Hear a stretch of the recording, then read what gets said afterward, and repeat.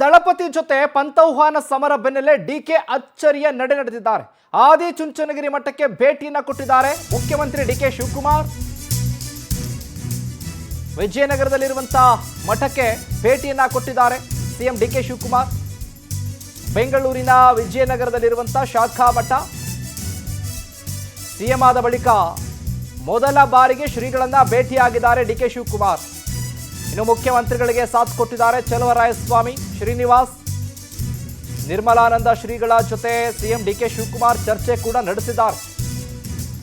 ದಳಪತಿ ಜೊತೆ ಪಂಥಾಹ್ವಾನ ಸಮರ ಬೆನ್ನಲ್ಲೇ ಈಗ ಡಿಕೆ ಒಕ್ಕಲಿಗ ಮಠವಾಗಿರುವಂಥ ಸಮುದಾಯದ ಮಠವಾಗಿರುವಂಥ ಆದಿಚುಂಚನಗಿರಿ ಮಠ, ಅದು ಕೂಡ ಬೆಂಗಳೂರಿನ ವಿಜಯನಗರದಲ್ಲಿರುವಂಥ ಶಾಖಾ ಮಠಕ್ಕೆ ಭೇಟಿಯನ್ನು ಕೊಟ್ಟಿದ್ದಾರೆ.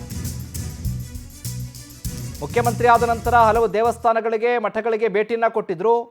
ಈಗ ಮೊಟ್ಟ ಮೊದಲನೇದಾಗಿ ಇನ್ನು ವಿಜಯನಗರದಲ್ಲಿರುವಂಥ ಒಕ್ಕಲಿಗ ಸಮುದಾಯದ ಆದಿಚುಂಚನಗಿರಿ ಮಠಕ್ಕೆ ವಿಸಿಟ್ ಮಾಡಿ ಶ್ರೀಗಳ ಜೊತೆ ಚರ್ಚೆ ಮಾಡಿದ್ದಾರೆ, ಆಶೀರ್ವಾದ ಕೂಡ ಪಡ್ಕೊಂಡಿದ್ದಾರೆ.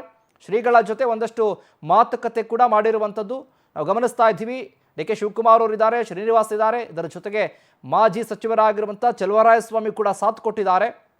ಈಗ ಕುಮಾರಸ್ವಾಮಿ ಜೊತೆ ಒಂದು ಯುದ್ಧನೇ ಶುರು ಹಚ್ಕೊಂಡಿದ್ದಾರೆ. ಪಂಥಾಹ್ವಾನ, ನೀವು ಬನ್ನಿ ಚರ್ಚೆ ಮಾಡೋಣ, ಮಾತನಾಡೋಣ, ಇದೇ ಬಿಡದಿ ವಿಚಾರಕ್ಕೆ ಸಂಬಂಧಪಟ್ಟ ಹಾಗೆ ನೀವೇ ಶುರು ಮಾಡಿರುವಂಥ ಯೋಜನೆ ಇದು, ನೋಡೇ ಬಿಡೋಣ ಅದೇನು ಅಂತ ಹೇಳಿ ನೀನಾ ಅನ್ನೋ ಲೆಕ್ಕಾಚಾರಕ್ಕೆ ಹೋಗ್ಬಿಟ್ಟಿದೆ ಈಗ ಬಿಡದಿಯ ಜಟಾಪಟಿ.